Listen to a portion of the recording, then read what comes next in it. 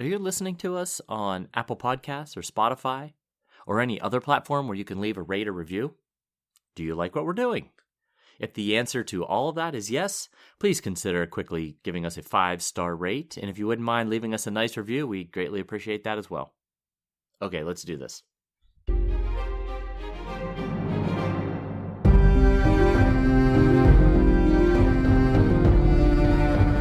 Hello, welcome to the Ghosts of Harrenhal. My name's Simon. And I'm Mackelly. Thank you for joining us for episode 325 of our chapter-by-chapter book review of A Song of Ice and Fire by George R.R. Martin. Today we'll be discussing chapter 53 of A Dance with Dragons, which is John 11. And as always, we're going to chat about the chapter and try not to spoil any future plot points for you. Unless, of course, you have a Buy Me a Coffee Sustainer tier that includes spoilers. Well, then we are going to spoil things for you. Regardless, hopefully we'll provide you some entertainment along the way.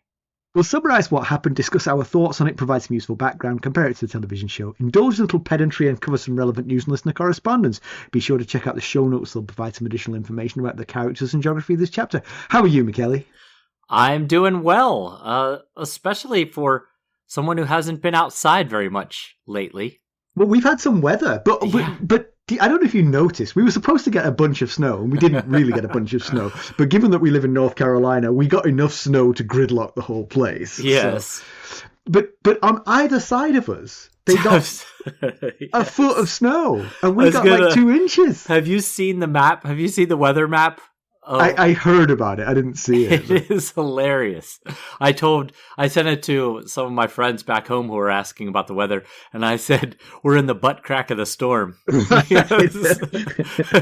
On the left and on the west and on the east, there are getting buckets of snow, and there's like a gap right between. And I was driving both directions. They got a ton, and we got very little. It was beautiful, though. I mean, I really enjoyed it. I love snow. Yeah, Molly is an hour and a half east of us, and she got a foot, whereas we got 2 inches or less, maybe. Although shoveling felt like more than 2 inches. Yeah, I hear what you're saying. Yeah, they tell me it was 2 inches. So my brother had a funny story. My brother had car issues, and there's one car mechanic in his town which is way cheaper than the others. But the price you pay is that the 2 ladies who run the front office are really mean. Yes. They keep the prices down by being so horrible. Basically, you just have to run the gauntlet of these 2 ladies to get your car fixed. And my brother went there to get something fixed. And his French is good, but they decided to make him feel like his French wasn't good enough. Sure. Okay. Yeah, so just wanted to belittle him a little bit before providing a service. So he texted his wife, because they really were like, we don't know what you're saying. We can't help you. He texted his wife and he said, tell me what to say. I need to know exactly what to say. Because his wife knew what the problem with the car was, so she could give him the exact words. So she texted him back and he gave them the phone, and they read it and they went, okay. And then they said, it's going to take till tomorrow. You'll have to come back tomorrow, kind of thing. And it was, it was a pain, but it was fine. Yeah. And he went home and he then read the text, and the wife had said, so say this, and this, and then hopefully those 2 witches will do that. He showed it to them without reading it. Oh man, he might not want to. He just might want to move on and get a new car. But apparently they fixed it fine. I think they thought that was funny too. They were like, oh, that's good. Maybe it's an eye-opening moment for them. Maybe they will self-reflect and think, you know what? Maybe we are just inappropriately mean to our customers. Yes. No one's ever told us this before. This brave chap right here. Or his wife, anyway. Yes, I enjoyed that one. Oh, that's pretty good. So my other thing is, I mean, this is not really a story. There's no story here, but my son is back home. What? Yeah. So he goes to school west of here, and I don't know if we've mentioned this on the podcast yet, but it snowed quite a lot west of here. Yes, it did. So he is now I think I'm right in saying he's only in his 3rd week of school, maybe his 4th. But the school has been completely closed this week and the previous week. He's missed 2 whole weeks of school because of weather. Yeah. So he came home in advance of this snow event, knowing the school would be closed. And then they announced, it's closed for the whole week. So he stayed for the whole week now, so he can... Yeah, Molly's school has been... I haven't talked to her today, so I don't know about today, but it was closed Monday and Tuesday of this week. And I jokingly said to her, I bet I know what they're going to do. They're going to replace this week with your spring break in March, and they'll just wipe out your spring break. And she took much umbrage to my suggestion. She was outside the dean's office with a placard. I got here. The other kids can too. Yeah, he's really had a I don't know, start and stop type start. He really has. It's been unfortunate, but he's enjoying it now. He's beginning to see the joys of being away at university. Yeah. Now that he's back home eating my food and using my laundry, you know. Right. But yeah, it's going all right. He's glad to get some time with his girlfriend and things, so it's all working out. Yes. So Penny was supposed to get groomed next week, but the groomer moved it up to this week, to today. And the groomer came to the door, and when someone comes to the door, Penny gets very excited. She was in my office with me, which she's is upstairs. Quite the guard dog. Yeah. She so I'm gonna make you slip in this pile of urine. So she's in my office with me in the 2nd floor of the house. And so Penny. Yes, Penny, not the groomer. Yes. Okay. So I go down the hallway and down the stairs, and Penny comes tearing down behind me and gets to the top of the stairs and watches as I open the door. It sees who it is and takes off running in the other direction. She went to go hide. I had to go track her down. I don't know if you remember this. When we used to have 2 cats, one of our cats had a 6th sense for vet day. I mean, like really, we had 2 carry crates for them, which were stored in our storage space, which is outside of our house, you know, sort of like it's a sort of like an attached little bit of house where you can just put stuff. And before, the carry cases had a distinct sound. And if either of the cats heard that sound, they were nowhere to be found.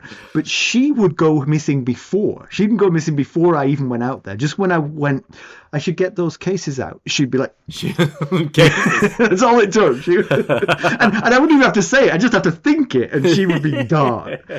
Multiple times I took just him to the vet because she was just unfindable. She was somewhere in the house, but could not be found. One of my favorite stories about your cats. I believe it was Apollo. I think it was Apollo was the one with 3 legs, right? Yes, Apollo had 3 legs. It was definitely Apollo. Apollo frequently went missing. He would get out and go missing. And there was one of the times when he went missing, and you were perusing the website for the SPCA, I guess, or something like that. Animal control. Yeah, something like that. And there was Apollo, and the description never mentioned the fact that the cat only had 3 legs. I forgot to mention that detail. But you're absolutely right. That is absolutely true. It said black and white, male, neutered. It was like all these things about the cat, but it never mentioned the 3 legs. But they gave all the cats names, and they called him Gimpy. I guess that was supposed to imply. That's the clue. They were hoping not. They didn't want to get someone who was like, "I just want a cat with 3 legs." Right? So gave a subtle clue to the owner. Yeah, they're in high demand. Those 3-legged cats. Oh, that's one of my favorites. There's a lot of good cat stories from your household, but that one's one of my favorites. The cats were something else. All right, well, let's get down to business. How did we leave Jon Snow? Last time we saw John, he was, I'm going to just take a guess here, trying to convince Bowen Marsh to let the wildlings through the wall. I mean, but, okay, specifically, he was giving away his cousin Alice Karstark to Sigurd, the Magnar of Then. He was laying down the law to Alice's uncle Cregan, who's now ensconced in the ice cells beneath the wall. He was receiving word from Eastwatch that the attempted rescue of the free folk from Hardhome was underway. He was getting appropriately annoyed at Axel Florent and was hearing that the horns that hopefully meant that Val had returned with Tormund Giantsbane. Mackelly, why don't we give the summary of this one? All right. So Tormund roars, slams his fists, calls names, and throws objects at Jon's head, before finally conceding to Jon's demands that will allow his 4,000 wildlings to pass through the wall at Castle Black. When the deal is done, Tormund hopes the gods will forgive him, because there's 100 mothers who won't.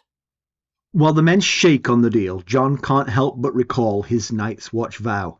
After the line about being the shield that guards the realms of men, he adds his own addendum, "I am the guard who opened the gate and let the foe through." He's riddled with second thoughts, but he has come too far to turn back now. He confirms with Tormund that he will see him again in 3 days. "If I live that long," Tormund responds, "his people won't be happy. Neither will Jon's brothers. Tormund should know he's killed enough crows." Jon suggests he not bring that up once south of the wall. Tormund removes his gold armbands as Jon's first payment. Jon knows their value and offers Tormund to keep them, but Tormund won't have it said that he kept his wealth while the rest gave up theirs. Tormund tells Jon of the death and worse he's seen since they were last together. His son Tormund died in the battle against Stannis. His son Torwin died of exposure. Sadly, the latter was reanimated as a wight before he was discovered, and Tormund had to end the boy himself. Jon expresses his sorrow. He then reiterates that they'll see each other at dawn in 3 days. The boys first. Tormund heard him the first 10 times. Boys first, mammoth and giants to go via Eastwatch. After exiting Tormund's tent, Jon notices Ghost is missing. He whistles and the huge direwolf emerges from the woods with Val beside him. Val is all in white, her leathers, her cloak, even breath, but her eyes shine blue and her hair golden. It's been a long time since Jon has seen anything so lovely. Jon, Tormund and Val banter about Jon stealing Val and the repercussions if he tries. Not good for Jon. Although, as she points out, good for his keeping his vows. Yes. I originally had the trio banter about Jon stealing Val, but if you... Probably, I would think that ghost was involved in that conversation. I was like, oh, wait, I better be more specific here. Jon thinks she might not be a princess, but she is a worthy wife for any lord. Jon and Val ride out side by side. She asks about her little monster, Dalla's son. Of course, we know actually Gilly's son. He's growing daily, assures Jon. He also tells her that he's moved her to Hardin's Tower, Queen Selyse having taken the King's Tower. Her new place gives her more freedom but less comfort. No security concerns, though. His men guard it, and Wun sleeps in the entry hall. Leaving the wildling camp, Jon notices the overwhelming presence of women and children, all gaunt and starving. Seeing them causes worry for those at Hardhome. He hopes Cotter Pike will be headed back to Eastwatch with them soon. Val asks to help more with the plan to relocate the free folk south of the wall. Jon must see the Queen upon returning. Val can accompany him if she can bend the knee. She teases, but ultimately agrees to play the proper princess in the Queen's presence. Once back at Castle Black, Jon asks Satin to summon his leaders to meet him atop the wall at sunset. He includes Clydas, the 2 Mountain Clan leaders, as well as Leathers. Inside the King's Tower, Jon and Val are stopped by Sir Patrick of King's Mountain. The knight drops to a knee and kisses Val's hand, telling her she's even more beautiful than described. Val treats him like a puppy, drawing him to his feet and patting him on the head. We'll be right back. Hello, friends. Are you ready to make some unforgettable memories? Well, if so, consider the Marriott Bonvoy program. Discover the perfect destination for your summer getaway and unlock exclusive deals on luxurious accommodations. With our affiliate partnership, you'll enjoy unbeatable savings and a seamless booking experience. Don't let summer slip away. Visit Marriott Bonvoy today and make this vacation season one for the books. Use our Ghosts of Harrenhal affiliate page to check it all out and buy Bonvoy points or give some as a gift. The link to our page is in the show notes. Jon and Val find Selyse by the fire with Princess Shireen and the fool Patchface. He takes a knee and Val follows suit. Shireen talks about also being a princess, but not having a sister like Val, but is quickly dismissed by the queen. Once alone, Jon reports that Tormund has agreed to their terms. The queen assumes that the wildlings must acknowledge Stannis as their king and R'hllor their god. Jon apologizes, but those details weren't part of the agreement. The Queen's already cold demeanour turns colder still. Val adds that the free folk do not kneel. When Selyse suggests they be knelt, Val responds that such an action would cause them to rise, blades in hand. The Queen is aghast at Val's insolence. She suggests Jon reconsider before Stannis returns, before dismissing them both. Back outside, Val is disgusted at Shireen's grayscale, or grey death as she calls it. Jon says it's fine, it's clearly not mortal in her. Val insists north of the wall it is. The best cure is a pillow or a blade. Jon is taken aback. Val wants Little Monster out of the tower and away from the dead girl. Jon says she's not dead. Val says you clearly can't see it, but death is there, before she walks away. Jon rides up the wall in the winch cage with Leathers. The rest meet them at the top. He tells of the preparations needed to host the 4,000 wildlings coming in 3 days.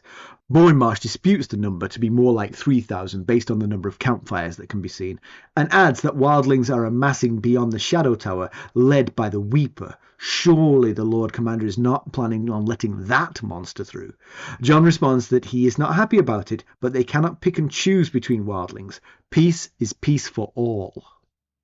Arthur Yorick asks about the countless brothers the Weeper has killed, and the women he's raped, murdered, and blinded. Jon says, if we want them to fight beside us, we must forgive their sins. We need the free folks' knowledge of the wild. That includes the Weeper. Marsh worries that the wildling force will be so large they can crush the Night's Watch easily, once south of the wall. Jon counters that these people are sick, tired, and hungry. Thousands of them are made up of children. The Nori wants to know where Jon plans to house these wildlings. They better not creep too close to his lands. Torgon Flint offers that if they wander out of the gift, he'll shorten them by a head. Jon reveals his plan. They'll be spread out across the wall. Many will fill the remaining abandoned castles. Tormund will take Oakenshield as his seat. The rest will fill in the newly garrisoned castles. Those who take the Black will be distributed between Castle Black, Eastwatch, and the Shadow Tower. Flint asks how Jon plans to keep them at the castles. Jon explains that he required 100 hostage boys. They will be put to work across the Night's Watch. The Nori wants to know if Jon has what it takes to do the deed if the wildlings play them false. Jon says he may look young, but he is still a son of Ned Stark. Marsh wants to know how Jon plans to feed them. Jon explains that part of the deal is that all the free folk must give up any personal wealth that will then be sold to buy food from elsewhere. The Nori scoffs at that meagre haul. When Marsh learns that Jon plans to train the hostage boys at arms, his face flushes red. Jon's plan is nothing short of treason. There's no other way to say it. Jon is letting the enemy through the wall after 8,000 years of the Night's Watch keeping them at bay. Jon recites the part of the vow about guarding the realms of men, and asks if these wildlings are not men. Marsh's only response is a deeper reddening of his face. Winter is coming, Jon tells the men, and with it comes the White Walkers. The wall was made to stop them, but in order to do so it must be manned. He gives his men their assignments, each begrudgingly agrees. Jon's thoughts go to Melisandre's words, ice and daggers in the dark. Blood frozen red and hard, and naked steel. Long chapter. Yes, it was long. I'd forgotten how long it was until I reread it today, and I was like, "Oh God, we're never going to get. I'm not going to get through this again in time." But so just going backwards in time, like I like to do, just focusing on that last sentence. So, do you think that sort of like conjuring of the warning words of Melisandre is Jon? Do you think the warning is crystallizing in Jon that the danger to Jon actually comes from his brothers who might decide that he is too much of a liability to the Night's Watch and turn on him. Whereas prior to this, he might have thought, it could have been someone from Stannis' camp, it could have been the wildlings, it could have been anything. But now he's beginning to think, I see where the real danger lies. I see what she's actually warning me of. It's of these guys that they might turn on me. Yeah, it seems like that type of moment. Yeah. That's especially as well. When Bowen Marsh outright says he's committing treason. He has hinted, he has kind of, Bowen Marsh that is, has kind of hinted at it. He's kind of side-eyed at the idea of treason, but to this point, he hasn't come out and said, you are committing treason with your actions.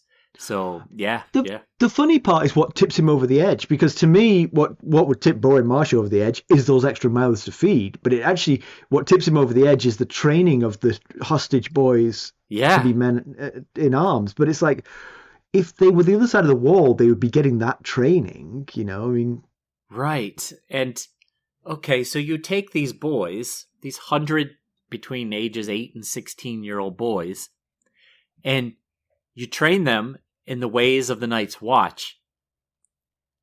I'm going to guess a decent amount of them are going to embrace what they're learning and what they're being exposed to and decide to take the black. Yeah, and honestly, the training for being a member of the Night's Watch is different than the training for being a member of the wildlings who kill members of the Night's Watch.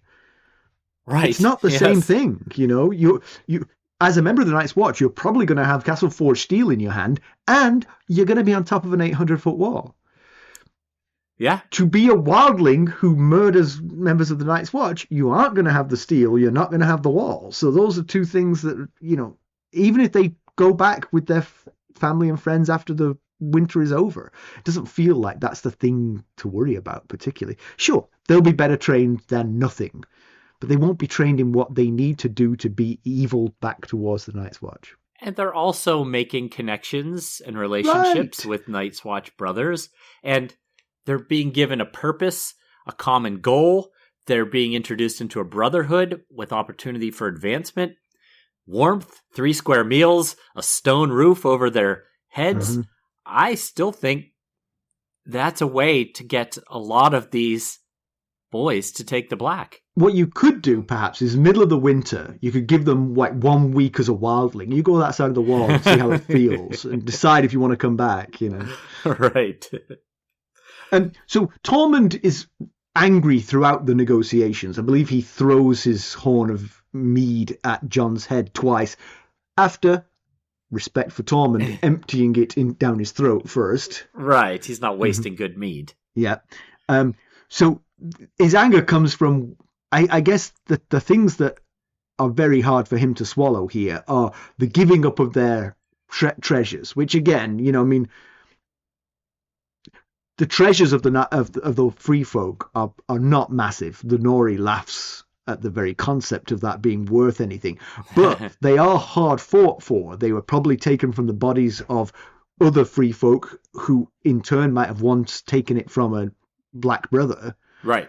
That's where there's not much gold north of the wall. So, right. So these things are family heirlooms and treasures to these free folk, and they're having to give them up. And it totally makes sense from Jon's point of view, but it is a hard one for the free folk to swallow. And then the other thing is the 100 hostages, which is a lot. Given that we think this is 4,000 people, that is a lot of children to give up. Yeah. I really thought the number should have been like 20 or something. I guess that's why the horns, the empty ale horns, were being thrown at Jon's head. Yeah, he makes a comment early on. We don't know yet why he's so angry at the beginning of the chapter. Right, yeah. He makes a comment about gold and boys for gruel. I think it's something like that. Yeah. And then he says, may the gods forgive me. There's 100 mothers that never will. And at that point, we don't know what he's talking about until the end of the chapter when we discover what you just explained there. Yeah. But he is the first one to give up his most prized treasures, which are 2 ancient golden armbands. And Jon, recognizing they have ancient runes and everything on them. They look very valuable, and Tormund says they were given to him by his father and given to his father by his grandfather. And Jon offers him to keep them, and he declines, and he says if the rest must surrender their wealth, so will he. And I think it's a really good way for George Martin to paint the picture of Tormund's character. Yeah. That definitely comes across there. He's fiery, but he is very honourable in his own way, and being the sort of leader who leads by example, in the sense that I've made this awful deal, but I'm going to abide by it too. I'm not going to be an exception to it. Yeah. It's definitely shows some characteristics of being a good leader. Doesn't consider himself above the people. Yeah. Tormund mentions killing more Night's Watch brothers than he can count. Now, a couple of things there. It could be because he can't count very high. That's true. Once it gets past 20, fingers and toes. No, I'm not even that. I'm thinking like 3. More than 3 is just a lot. I've killed a lot of Night's Watch brothers, but I also get the feeling that there's a lot of braggadocio north of the Wall about how many Night's Watch brothers they've killed, because yeah. The number that have been killed is quite preposterous, and now we've complained more than once about the way the Night's Watch use their rangers, apparently as sort of basically offerings to the gods north of the Wall. Let's just send you out. What's the mission? Try and come back in about 3 weeks. Right. Survive is the mission. So it's possible they've been losing the kinds of numbers that the Free Folk report back having murdered, but it does feel like there's a lot of exaggeration going on. That is true. Yes. Yeah. I think, though, we don't know, like you said, we don't know how accurate or how much these numbers are exaggerated, because we don't actually even get numbers.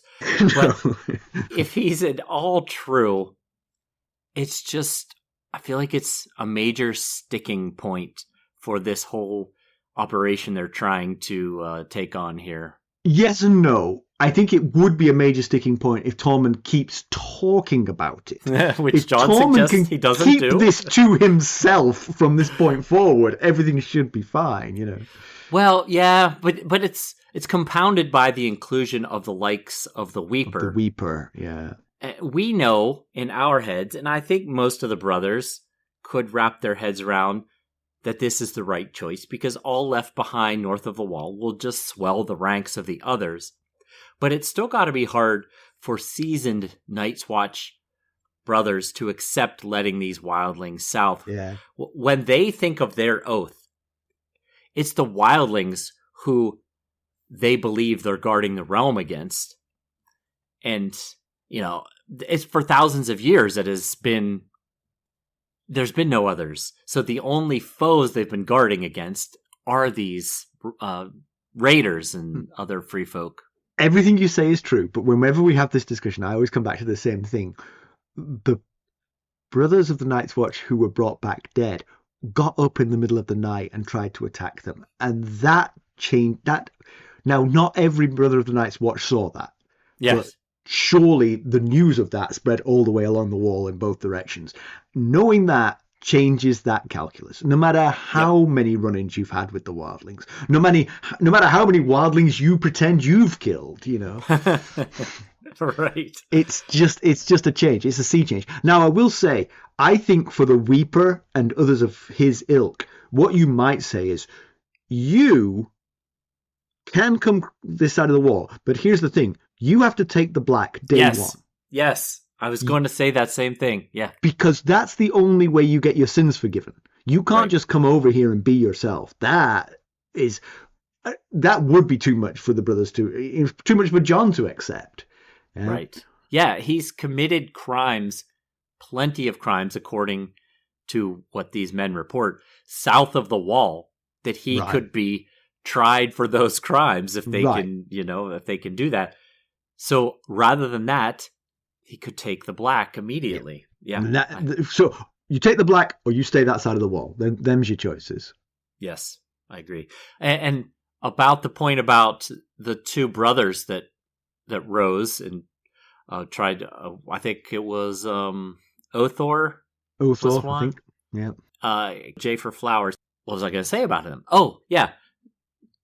Too many, or I guess I should say it the other way around. Too few of the brothers survived the Fist of the First Men to make it back to Castle Black to report the horrors that they experienced on the Fist and on the march to Craster's. Right. Yeah, I was thinking Othor and the other guy were the only examples, but you're absolutely right, of course. Everyone who was at the Fist of the First Men, which isn't that many, but they all saw... Yeah, there was a lot there. It's just so few of them made it back. Right? Yes, right. The number is small now. Yes. But yeah, they saw the same horrors. They saw things that would make you think, you know what, if I find me a wildling who'll look after my back, I will become that person's brother, you know? Yeah, at the very least, won't turn into a white. Right, exactly. You know, yeah. So Tormund's seen some tragedy, death of two sons, Tormund and Dormund. Dormund was killed in the battle beneath the wall by a knight who had moths on his shield. That's the kind of detail that means nothing to me. But then you swoop in and you tell me what the moths on the shield mean. Almost certainly Richard Horp. His sigil is 3 death's head moths. Oh, so beautiful. And he's here. He was one of the Wrong Way Rangers. Oh, if you recall okay. them. Yeah. So Justin Massey, I think, was the other. But anyway, yeah, almost certainly Richard Horp. Mm-hmm. And the younger one, Tormund, died from exposure. Tormund didn't think of him as much of a man. I guess if you die of exposure as a wildling, that's kind of like a dint on your manhood. But he did return as a white, and Tormund was forced to kill him. And he's talked about how hard that was. Yeah. With you on that one, Tormund. Incredibly awful. Yeah. And like we were saying, it's important why no humans are north of the wall, because this is exactly why. Maybe Jon should let some of his brothers witness the dead turning to whites. Yeah. So doesn't he have a couple of them in the cells? He has a couple dead bodies that he has been hoping would turn into whites, but they haven't. But we haven't had any. We haven't checked in on them for a while, so we don't know if it's happened. Yeah. Right. We don't know. You'd think he would have had it happen. We would have heard about it, but yeah. Except you know what? They might play possum. Well, they did. Remember around the den of the Children of the Forest, they were all laying under the snow, waiting for Bran and company. So exactly. Yeah. I mean, they're probably very good at playing dead. They don't even have to play. Maybe, though, if you are south of the wall, you wouldn't ride. Oh, but or Othor. Yeah. Othor was south, yeah. Yeah, so yeah. It definitely happens. Uh-huh. So, Jon meets back up with Val. Val is as beautiful as he remembered. She's been displaced. While she was gone, Selyse arrived, took the which tower was it? The King's Tower. The King's Tower, which is where Val had been ensconced. Val's now been moved over to Hardin's Tower, which is where the women are being housed. They were. It's unclear if there's still any left or not, because the Spearwives were moved to Longbarrow under Iron Emmett and Dolorous Ed. Yes. Yeah. It's unclear whether there are any women left in Hardin's Tower or not. But nevertheless, even if she's the only one, she's got one at the door, and that'll take care of the order of the Lights of Axel Florent, I feel. So the scene is kind of nice. I mean, she's beautiful, and she's kind of friendly towards Jon, and she's also kind of blasé about the fact that she achieved this mission, which Jon was very worried about her on this mission, that she wouldn't make it. I mean, they gave her a sort of a lame old horse to sort of like take her. And one eye, like vision only in one eye. Right. But here she is back with Tormund, so she made it. And he's also kind of like, he also is envious of how she looks with Ghost, because she and Ghost together look like a pair that were sort of meant to be, you know. Right. Yeah, I really like their chemistry, Val's and John's, but I'm sure Val's and Ghost is really Ghost good too. But yeah, sure. Yeah. I like not to the point of having a conversation. No, not in on the banter. No, but otherwise. So John hopes that Selyse will move on soon and move to the Night Fort, but he's worried that she's not showing any signs of that. He also hopes that she takes Melisandre with her. Yeah. Did you find that thought odd at all? I don't know. I'm wondering if some of it is he's disquieted by what she's told him. Yeah. You know. Yeah. And he thinks that once she goes away, I won't hear any more of that, and that will help me sleep at night. Although, if you hear a prophecy, you don't have to hear it over and over again. It's going to stick. Right. Right. She's already told you. It's in your head now. Exactly. Rent free. Melisandre, despite working overtime on this, is really failing at earning John's trust and making herself of value to him. I guess the girl on the dying horse escaping the marriage not being Arya, but being Alice Karstark was not close enough for him to put enough credence in her abilities. Again, or it's like you said, maybe he doesn't want to hear any more about it. Yeah. Because he doesn't know what to do about it. If it's the first of those, I will once again defend Melisandre. I've never met Arya. I don't know what she looks like. This girl had a northern face. Yeah, do you have a picture of Arya that I could have compared with? And Man's not returning with actually Arya, who we know is actually Jane Poole, so he's no matter what not going to return with Arya. But the fact that he hasn't probably isn't helping Melisandre's case either, because John's wondering, was this some type of ploy, some type of trick? Yeah. But he says that he's glad that Melisandre is not with Selyse because he has to face the Red Priestess soon and prefer not do it in front of the Queen. And I wondered, face about what? Confronting about Mance not returning? Discussing seeing death all around him? He was very vague about that. We'll be right back. This episode is sponsored by Audible. To get a free audiobook, or 2 if you're an Amazon Prime member, go to our exclusive URL, audibletrial.com/ghostsharrenhal. You can find the link in our show notes. Maybe what he was secretly meaning was he didn't want to see Melisandre and Val at the same time, because that would be very difficult for him. The whole vows thing. Yes, maybe that's what it is. Both of you two are killing me. Yeah, that's a good point. What is it that he wants? He wants to see her soon, but not in front of Selyse. It just seems like a strange thing. He has to face her soon. Yeah. Which sounds like something he doesn't want to do. Like he has to have an uncomfortable conversation or something. Yeah. I wonder if it's about his concerns that Stannis is dead. I mean, he already asked Melisandre this once, but of course time has moved on, so it could have happened since then. Yeah, could be that. He was too vague. I really don't know. Yeah. So Val is funny towards the Queen and her men. She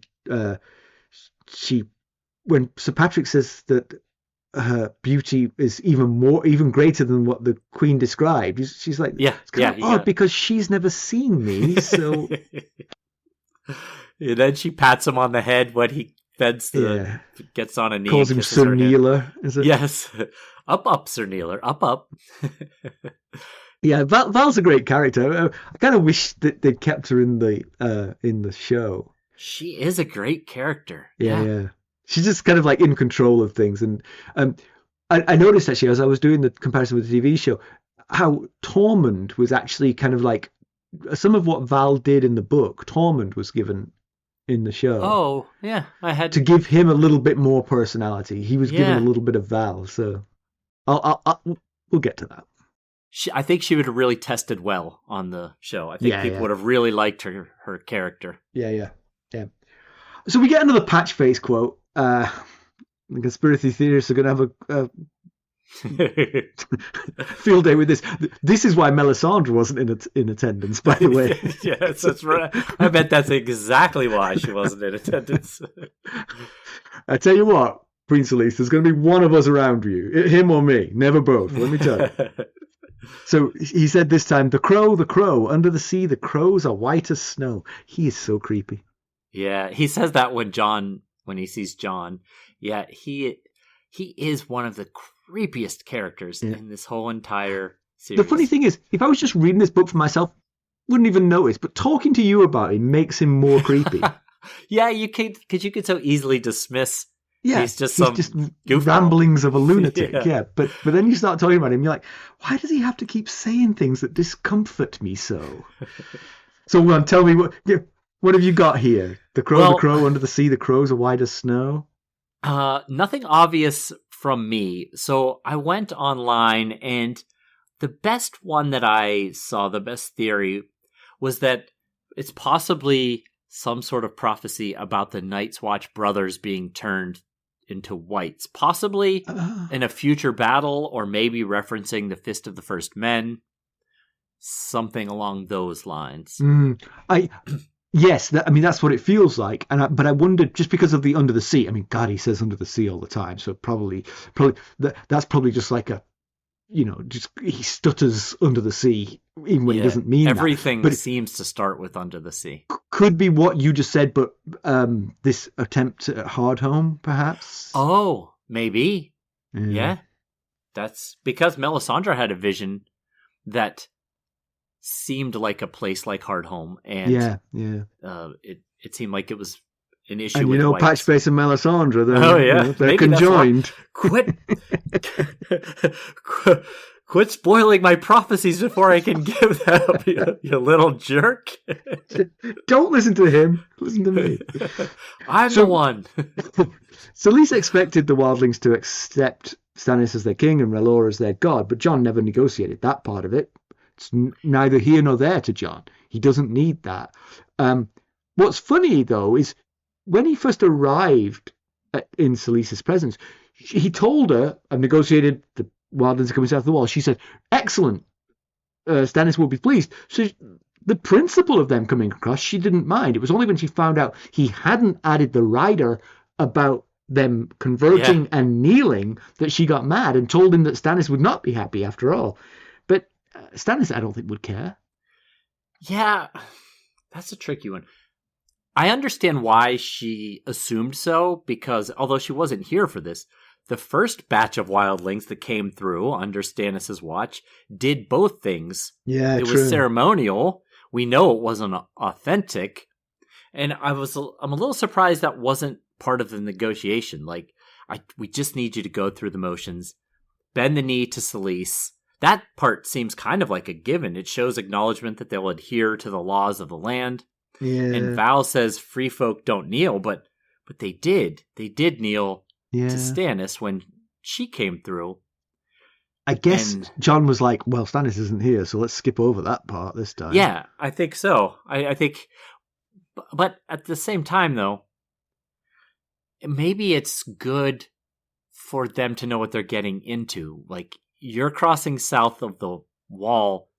You need to know you are now in a realm that is run by a king. Yeah. And you need to adhere to those laws. Because what you might get is some pedantic free folker saying, well, but is he the king? I mean, I'm hearing rumors of other alternatives. Right. Oh, don't you start. You'll be on the other side with the Weeper. And then Val threatens the queen, saying, if you make us kneel, we'll rise up with steel in hand at our first chance. And right. Which is it's exactly true. I mean, like if you let these people be themselves, again, you're expecting them to go back in the spring, right? So you've got to treat them as a protected group. You can't hold them to the same standards, because otherwise you need to give them the rights you give everybody else. Everybody south of the wall has the right to live south of the wall. You're not giving these people that. You're giving it them temporarily. Well, don't make them follow all the other rules. Certainly some of them. I mean, Right. Don't be stealing our stuff. Don't be killing us. Don't be enslaving us. Fair enough. But don't ask them to be full citizens and then not give them full citizenship. Yeah, well, I guess depending on how long the winter is, by the time spring rolls around, many of them might decide they don't want to go. Yeah. Or right, yeah. But then you can say to them, well, you got to kneel to the king. Yeah. Val said when John mentioned moving to Hardin's Tower, you'll have more freedom but less comfort. Val said, I'll take freedom over comfort anytime, which could be interpreted as the wildlings would rather, the free folk would rather have their freedom north of the wall than the comfort of being south of the wall. So maybe many would return after. But I'll bet winter. You are right to say that that's not universal. They might all universally say it now, but they might spend the winter, as you say, in the relative safety and peace and comfort of south of the wall, and go, you know what? Actually, I'll sacrifice a little bit of freedom for this. Yeah, maybe. So Val really goes off about Shireen's grayscale. She calls her the dead girl. That she would give her the gift of mercy, and in particular, she wants Monster out of reach of Shireen. She doesn't want Shireen to be anywhere near Monster. It's a strange reaction, and the thing about it is, it's not necessarily that strange. You think of the wildlings as being, sort of primitive in some ways, with their, not completely backward, but they have their own superstitions and their own rules and their own expectations. Maybe this is just superstition, but the fact that it's put in the book makes me think, is this something we need to keep an eye on? I thought the same thing. Is Shireen carrying something that is going to come back to haunt us? It got me a little bit perturbed, I have to say. Yeah, it was not patch face levels, but getting there. Well, when we see Val, she's usually lighthearted and playful, and she had been in this chapter. Now, I know it didn't go well with the Queen. That meeting went about as poorly as possible, so maybe she was in a particularly bad mood at that point, but she was anything but lighthearted and playful when it came to Shireen. But interestingly, she kept it together while Shireen was in her presence. She did. She didn't say any of this in Shireen's presence, or even Selyse's presence. She only talked to John about it. Right. So she was circumspect about it, even though she was clearly freaked by it. So she says that north of the wall, it's not gray scale, which is what John says Shireen has. It's gray death. And I wondered, could she be right? Or is it a matter of wildlings not having access to, in quotes, modern medicine, so therefore it is a death sentence? Right.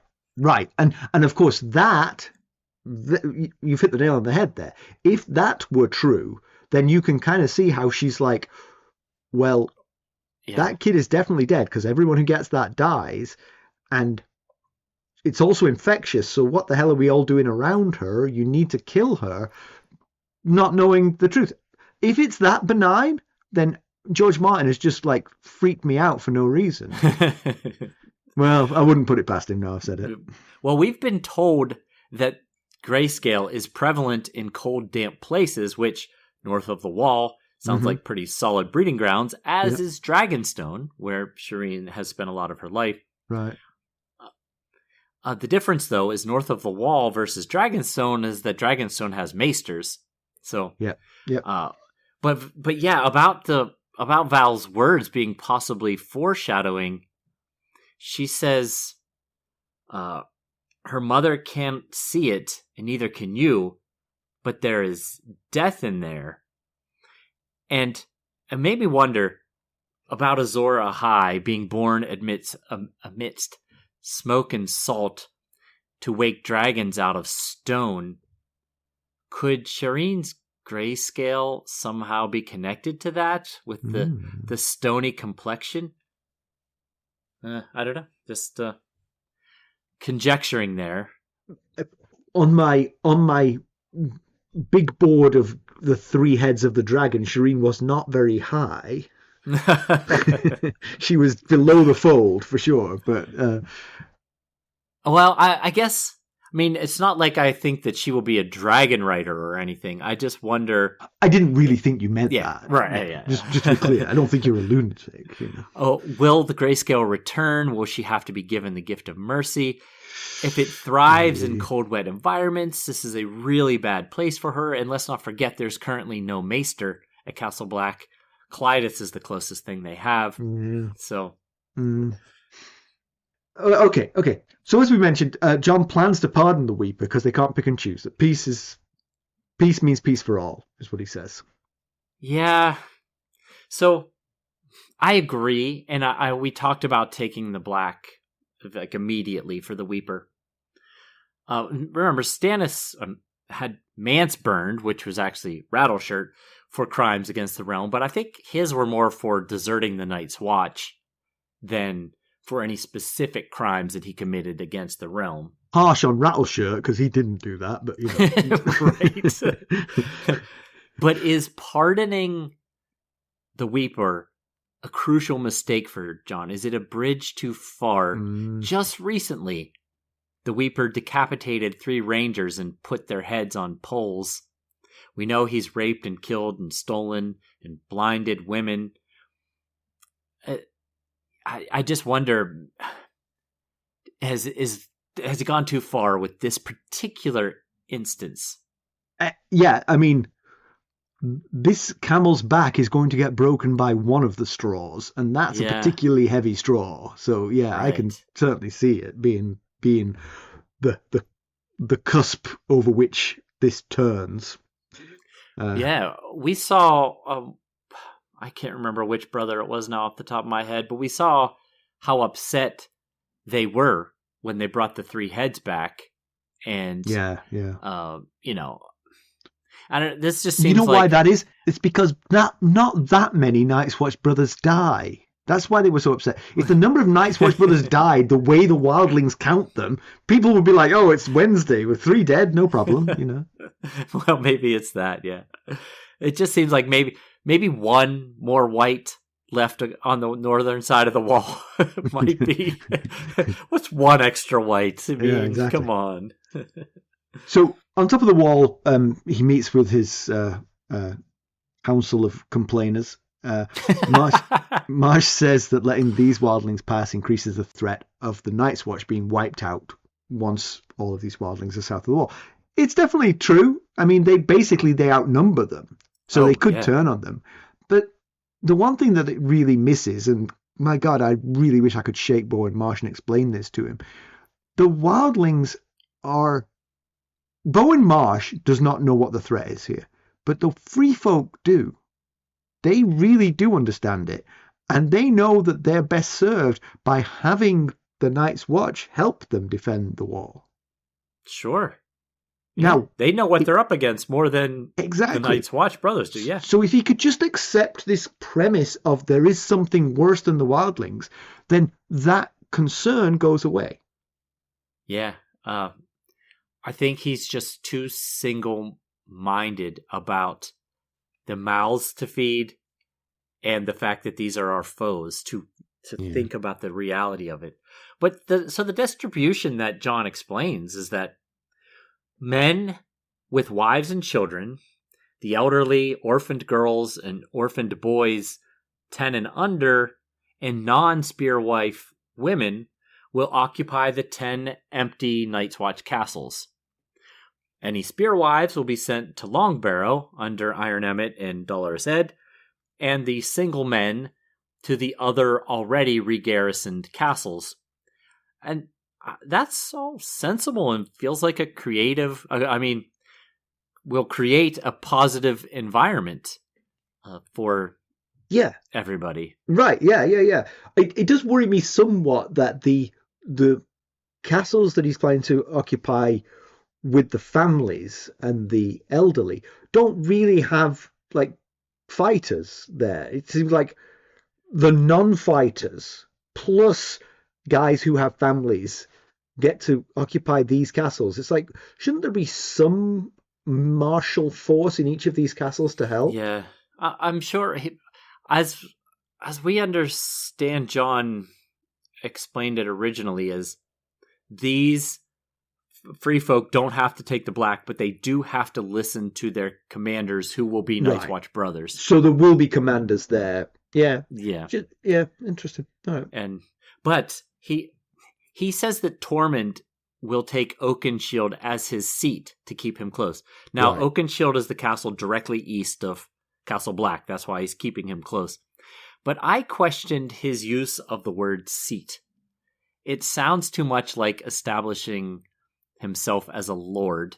I think John should have said he will be stationed at Eastwatch.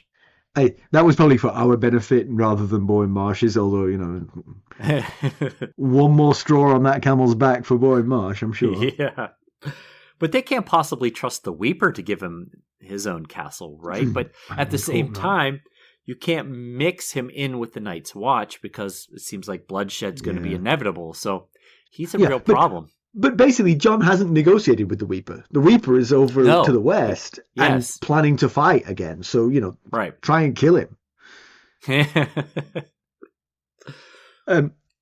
Marsh, obviously, his primary concern, above all others, is how to feed this new host. And he's what's his role? Lord Steward. Lord Steward. Yeah, he's Lord Steward. It's his role to feed the people of the Wall. And they're going to run out of food very dramatically faster, thanks to 3,000 to 4,000 new mouths to feed. John explains, they're going to take their belongings, they're going to sell them, they're going to trade for food. The Nori points out that that's not going to be very much. I think he says it's like a bushel of barley corn is all you're going to get for all of the... Maybe two. Yeah. But so he mentions that plan to take their wealth, but he never mentions the deal he made with Titanosaurus. But thinks about it and then decides not to say it. Yeah, and I wondered, we know at the time, we were in his head, he was worried about the terms that he struck, and they must be really not very good terms, or he doesn't want to add a new variable for the men to gripe about. Well, you've done what? Yeah, the one thing is, Bowen Marsh shouldn't necessarily need to worry about the terms of the deal. His job is to spread the food and make sure there's enough food to get them through. If the terms mean that come the spring, they are in penury to the bank, that's a problem for tomorrow. So John could tell him, hey, don't worry, I've got a loan from the bank, which we'll have to repay, but that will keep us for the winter. Yeah. Yeah. Once you've decided that I'm your Lord Commander and you're not planning to kill me, we can have perhaps a conversation about those terms. That makes perfect sense. He chose not to do it at that time. Yeah, he did choose not to do it. It's true. So he's more concerned about it than I would be. I feel like he's left these men thinking, there's no way we're going to have enough coin to buy sufficient food with this paltry... It does seem like a strange thing to sit on, We're all going to starve to death. Now, I've got this one secret I'm keeping from you. Well, how about sharing that secret? And he mentions the various different places they'll get food from, and one of them is the Riverlands. And I was like, oh, buddy, you do not know what you are talking about. There's not a lot there either. But he sent all his ships to Hardhome, and he better hope that most of them make it back, or they're going to be stranded with no means of buying food, because his plan is to take that money and then go off to across the Narrow Sea to Essos and to different parts of the Seven Kingdoms to buy the food. But if they don't have ships, that's going to get awfully difficult. True enough. So the food is small potatoes compared to the not disarming the free folk, which is John's plan. But of course, Leathers, formerly a wildling, points out that these people are expected to fight the others. They're expected to fight the White Walkers. You can't disarm them. That's crazy. And it is crazy. Although if I were arguing against Leathers, I would say I'm not sure how much hand-to-hand combat there's going to be against the others. As John says, it's the Wall that's going to defend against the others.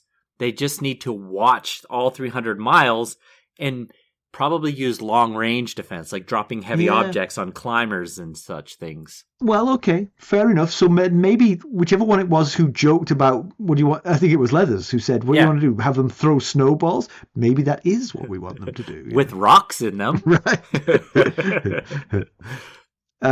So Jon's taking the 100 boys as wards or hostages, depending on how you want to look at it, from 8 to 16, one for every chief and captain, the rest from a lottery. Seems like it would be most of the boys in this 4,000 strong group, but there you are. Interesting. Obviously, it makes a lot of sense. That's a good way of keeping the peace. Yeah. But the Nori and Flint are of the opinion that it's an empty threat unless you're willing to kill these kids. And that's where Jon maybe will fall down. Jon assures them that he may look like a green boy, but he is Ned Stark's son, and so, he's got the spine required.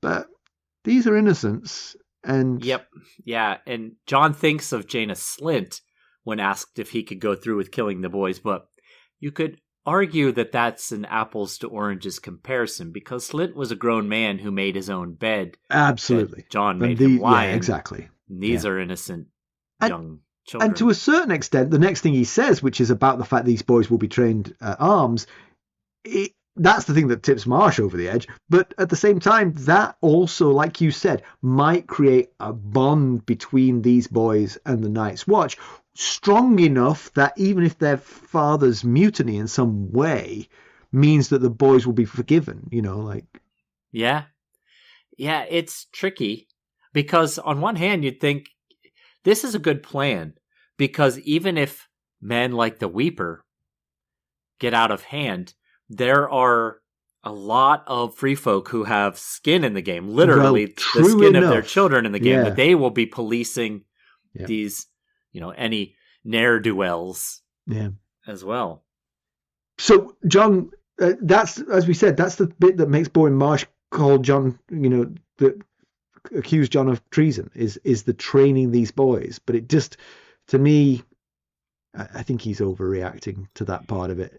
Yeah, I mean, if you consider the wildlings, the force that the Night's Watch has taken the vow to protect against protect the realm from, okay, then Jon would be guilty because he's letting them through. But who makes that determination? The king let them through, but the Night's Watch doesn't answer to the king. Yeah. So then does the Lord Commander determine that? Do the individual brothers?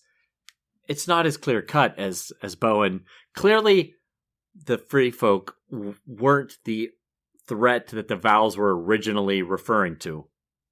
It was the others 8,000 years ago when the vow was created. It wasn't to keep some raiders from getting over the wall. That's not why they're there. Yeah. If it was, the wall would be a lot smaller. Yeah. 20 feet should be. Exactly. So Jon, as we said, Jon leaves the conversation thinking about Melisandre's warning of what she'd seen in her flame, which is ice, daggers in the dark, blood frozen red hard, naked steel. It sounds ominous. It sounds like a kind of murder attempt, an assassination attempt against him. Yeah. Preventable, presumably, but he's not doing, if it is these guys who are going to do it, he's not doing the right things to prevent it. If anything, he's waving a red rag at them and hoping that they don't charge. Yeah, it's he's doing what he thinks is best, but that at the same time is putting him in a very dangerous situation because a lot of people are not going to agree with him on it. Yeah. But the deal makes sense all around. I mean, like, I was sort of researching earlier, and I saw several people saying that Jon should not have invited the wildlings through the wall, but I just don't get it. I get it from his political point of view. It didn't help him politically. His executive leadership team didn't agree with it, but it was right. It's the right decision, because otherwise you're murdering these 4,000 people, and you're going to have to fight them as well. Yes. I guess the argument could be, we know there's 3,000 to 4,000 here in this group. There's more than that at Hardhome. I don't know how many are with the Weeper. maybe the thought is, what are they going to do? They'll smash themselves up against the wall, or Right. So I guess, but you're still allowing these people to die. That's indisputable if you don't let them through. Yeah. All right, excellent. It's time for some spoilers. If you join us at the upper tier of the Buy Me a Coffee Sustainer levels, you get the spoilers, and you can try any level for a week for free. All right, excellent. Good spoilers. How about some background? All right. Well, there wasn't much in this chapter. We've tapped most of the background content here at the wall. But so along with his brothers, Jon includes 2 mountain clan chiefs in his discussion atop the wall. Tormund Flint and the Nori. The Nori's first name is actually Brandon, but just goes by the Nori. You'll notice a starkness in both men's names. Tormund sounds a lot like Torrin, and, well, there's more Brandon Starks than Aegon IV had mistresses. So, which is always the yardstick. Yes. So we talked not that long ago about the various factions of House Flint in the north. The house Tormund is the chief of is the first Flints, who claim all other Flints descended from them. So let's quickly look at House Nori. They're part of the northern mountain clans that live in the mountains of the Wolfswood. And part of why the Nori was so concerned about where Jon planned to put the free folk is because the Nori's lands are the closest to the gift. Their house sigil is 6 green thistles in a row of 3, above a row of 2, above 1. Yeah, okay. On a yellow field. Okay. I don't think that would be a very nice sigil. Yeah, it's not. Yeah. It's not one of the cooler ones, that's for sure. No. Comparison with the television show, every time Tormund gets a mention, I should dwell on what a fantastic character he was in the TV show. What a great job the show did of building up that character. And the actor was Christopher Hivju. He was a scene-stealing beast. Absolutely. Yeah. The way he acts toward a certain character that we can't bring up yet is just priceless. There's memes. It's fantastic. Exactly. The initial negotiation between Jon and Tormund happened long ago in the Castle Black cells immediately after the battle beneath the wall. There's no vow in the show, so as I said, Tormund takes some of her role. He and Jon make the case to the wildlings for why they should come through the wall at Hardhome, with not 100% success. It gets confusing and also spoilery, so I've got to be careful there. Jon does argue with his executive leadership team about the wisdom of letting the free folk through the wall, but whether the show argument is this one or one of the 17 other arguments we've had, I can't be sure, so I shan't dwell. Pedantry. I didn't have any pedantry, but I did think of something just as we were talking through this. Oh, yeah. Why 3 days? They're right there. Right. I guess they need to pick their 100 boys. Okay, but that's a job of 20 minutes, surely. Yeah, it's a valid question. All right, news and notes. This is great, by the way. I read this and I was like, "Ooh, this is really fascinating." Yeah, I thought it was pretty neat. So Drogon and his siblings had the late writer Phyllis Eisenstein to thank for their general existence, really. In a recent talk with the Oxford Union, George Martin admitted that he'd originally considered giving the Targaryens psychic abilities instead of physical dragons, with the ability to generate fire with their minds, basically, making the dragon's idea more metaphorical than physical, I guess. However, when he showed a draft to Eisenstein where the family had such mental powers, she shot it down in no uncertain terms, saying something along the lines of, "You can't leave out the dragons. The dragons have to be real. Don't give me this pyro-psychic dragons." And so George Martin took her advice, and the rest, thankfully, is history. That is genuinely fascinating to know that he did that. And when I started thinking about it, I was like, well, actually, that could have worked as a story, you know, and sort of like that psychic ability died out until Daenerys kind of thing. Yeah. He explained that up to this point, he had written more science fiction than fantasy. So he was thinking along a science fiction mindset. And thankfully Phyllis said, no. Yeah, You got to keep the dragons. But it would have been an interesting book. She probably made the right decision, and he probably made the right decision, but I think it would have been an interesting thing, because you could sort of imagine the Daenerys' early trials and tribulations might have been the trauma that triggered her having the psychic abilities that had been lost for generations, you know?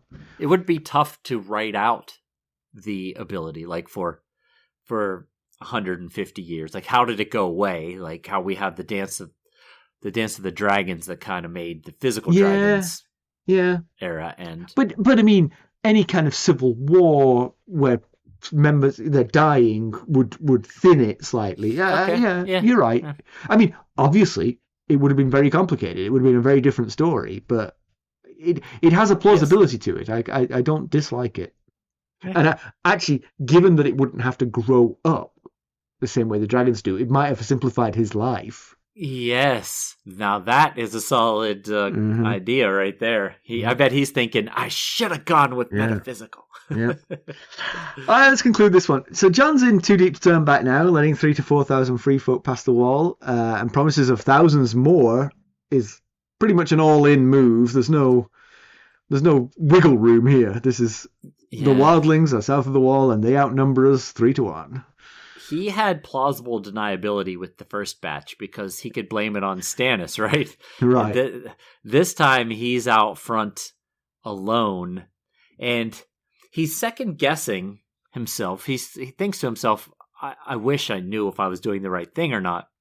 But he has limited options. Anyone left behind is a white in waiting, really. Yeah, exactly. But it's going to take strong leadership to keep these two groups working together because of their long history of bad blood and the many atrocities that have been committed on both sides toward the other.